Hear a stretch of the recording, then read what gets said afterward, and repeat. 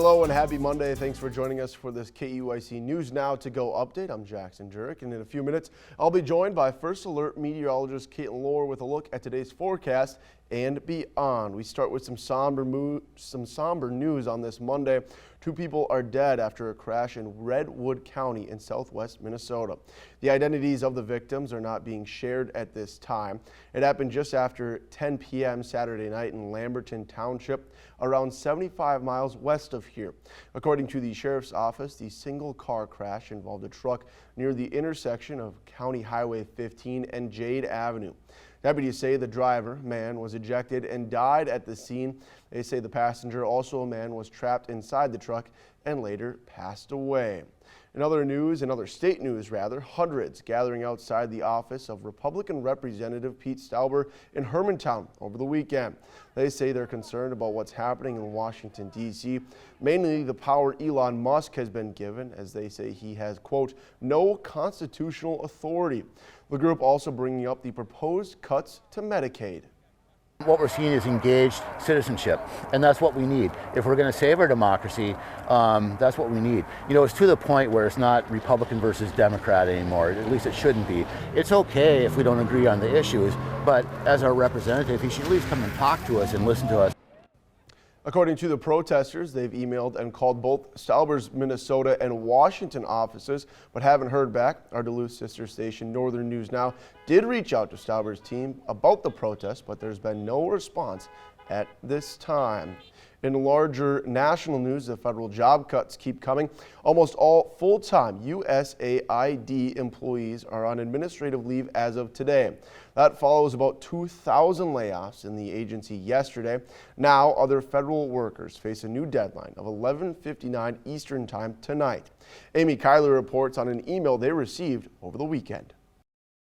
This is panic-inducing. Federal workers have just hours left to make a decision some fear could affect their careers. An email from the Office of Personnel Management gives them until the end of today to explain the work they did last week. In a next post, Elon Musk says he'll interpret a failure to respond as a resignation. But the Departments of Defense, Homeland Security, State, and Energy are telling workers not to reply. The White House hasn't clarified if that puts their Trump-nominated secretaries at odds with Musk.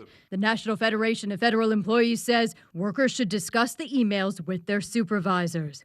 What they're doing is illegal. They cannot fire workers for not complying with this email. Several unions are vowing legal action, but could be racing against time. We will likely already have seen a lot of people dismissed from their jobs by the time any court gets around to saying, actually these people deserve to have their jobs. President Donald Trump is urging Musk to be aggressive, but several polls indicate many voters who support shrinking the government don't like how it's happening. They want it done in a respectful, in a decent, in a organized fashion, and they don't see that happening right now. People don't like it when a billionaire goes and bullies working people in this country. I'm Amy Kiley reporting. In other news, Grant Wood is famous for his paintings depicting the rural Midwest, and one of the largest pieces Wood created resides in Sioux City, Iowa. But on Monday, it'll be leaving the Sioux City Art Center to undergo restoration. Larry Wentz has more. Almost everyone is familiar with Grant Wood's painting of a pitchfork-wielding farmer and a woman, presumed to be his wife, called American Gothic. But one of the late artist's roughly 100 paintings is here inside the corn room on the 3rd floor of the Sioux City Art Center. It's a massive landscape of an Iowa cornfield, one of 4 similar works created by Wood. The murals were actually commissioned by Eugene Epley, who's now known for Omaha's Epley Airport. They were commissioned back in the 1920s for his hotels, and one of them happened to be the Martin Hotel in Sioux City. These mural panels have been on view since 2008. In that time, we've noticed that there's been some changes. Art Center curator Christopher Atkins says the Art Center brought in a specialist to do a close-up look at their condition. What we learned is that there is some changes to the color and to some of the surface features of the paintings. The fact the murals even exist is a miracle. They were long forgotten and papered over at the Martin Hotel, only to be rediscovered in 1979. A bankruptcy of the hotel owner actually threw the ownership of the mural into question. And in fact, they went to auction, and Sioux City Attorney Alan Frederigill bought them for $80,000 and donated them to the Arts Center. This isn't the first time that an artwork like this has been wallpapered over or doorways have been cut through. The pieces will go to the Midwest Art Conservation Center in Minneapolis for restoration. You can see some of that delamination that I was telling you about.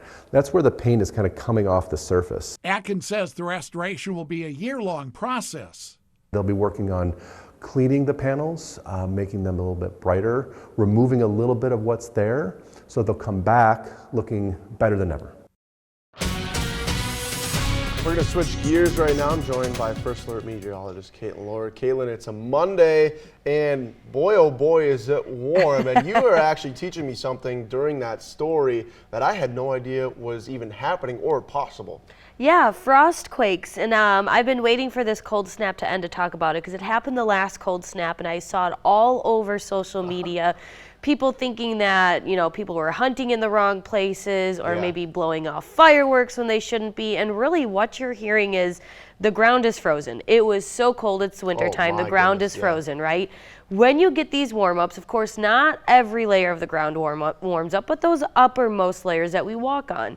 When it starts to warm up after being frozen like it has been, it can expand outward at a very quick rate, and it can actually lead to a very loud pop or bang sound, and you won't feel it, you won't have anything shudder around you like an earthquake or anything like that, but it is a very loud, quick pop and done, and you're kind of left with, what was that? So a lot of people think it's fireworks or something that shouldn't be happening, but really what it is just your ground expanding and contrasting with the thawing that's going on. So if you hear that, take a look at your yard. You might have some cracks out there, and if you have some cracks, you had a frost quake that you happen to hear. So if you do hear that, that's what it is, and you might hear that for the next several days as we've got this warm weather finally in the area. And not just warm weather, but rain chances. We're looking at some minor rain chances today, tomorrow, and a little bit of the first half of Wednesday. I'll break this down even further. Today is really just a couple isolated sprinkle chances later this afternoon and evening. The bulk of the rain will not move through until tomorrow night into Wednesday morning in the form of more scattered showers. But even then, it's going to be so light that accumulation is going to be on the very low end. But any accumulation is better than none, and we also like this thawing because it leads to damp conditions out there, and all that can just be fed right back into the ground for it to go from frozen to helping us not be so dry. And as of right now, we've got some normal ground conditions between the Twin Cities and the North Branch, but as you go out from that little bit of normal ground condition, you're going to get into worsening conditions from abnormally dry to moderately dry. Now we're watching this little plume of severely dry ground conditions around the Sioux City area. That could grow into our area in southwestern Minnesota and northwestern Iowa. So we desperately need this little bit of rain, and any bit of rain or precipitation is better than none, as it does help even in just those small, minute amounts, which is really what we're looking at. A stray shower or two in northwestern Iowa through the early afternoon hours, a couple sprinkles here, but should be rather dry until about 5-6 o'clock this evening, when some of these showers work their way into and through the area, which is going to be pretty isolated, so not everyone's going to see it, and it's going to clear out by about 10 o'clock tonight. And you're going to think, oh, look at that, we've got clear skies in store for a quiet night tonight, and you have the quiet part right, but not the clear skies part. And we're actually going to see those skies become rather cloudy once again as we make our way into tomorrow. Rain total wise, very, very light. Like I said, most of us not even looking at 1/10 of an inch of rain between now and 7 a.m. on Thursday morning. So a little bit of rain that we get today and maybe tomorrow is going to be very minor with, like I said, and as you can see, not a lot of accumulation. But any bit is better than none with those dry conditions. 54 for the high today, very damp out there. With that thawing and melting, damp conditions are going to be the story of the week. So those of you with kids or pets, make sure they don't track that mud in your house. You'll thank me later. Tonight, more damp conditions, but chilly out there as we drop to a low of 30 degrees by tomorrow morning. Tomorrow, another mild one with highs in the upper 40s, but a lack of sunshine as we take a look at your extended forecast. We don't have a whole lot of sunshine coming our way, unfortunately, until the weekend, which at least it's holding off until the weekend. But temperature-wise, can't really complain after where we were last week. No, can't complain whatsoever, Caitlin. 50s across the board for some of those days. That makes me happy. We just need a little bit of moisture. That's it. Yes, that is what we are trying to do. And hopefully this round of moisture coming in will help us set up for more chances of precipitation next week. Perfect. I like it a lot. thank you. We're going to transition into some sports now. Section hockey in Mankato at Lund Arena. The Mankato West boys hockey team is taking on New Ulm in the Section 3A semifinal game. Second period, Keaton Dorzek intercepts the pass and sends it to Jaeger Zimmerman. Jaeger Zimmerman buries it home to give the Scarlets a 1-0 lead with 8:34 to play in the second. Not even a minute later, and the Scarlets are back in business. Sean King puts it in the back of the net to make it a 2-0 game, and that's a score at the end of the second period as you see that goal there. Start of the third period, however, New Ulm wastes no time getting on the board.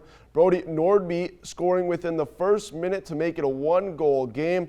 Zimmerman will score his second goal of the contest, and we're back to a 2-goal advantage. West leads 3-1 with 7:29 to play in regulation. Scarlets goaltender Mason Schreiber stays solid in net as the Scarlets defeat the Eagles, as you see Zimmerman's goal right there. West will take on Laverne in the section championship game on Wednesday night. Well, thank you, Caitlin, for providing some good news with the weather and hopefully some rain. And thank you guys for watching this KEYC News Now to Go update. Stay with KEYC News Now for the latest local news, weather, and sports on our website. And download the free KEYC News and Weather apps for the latest headlines and forecast.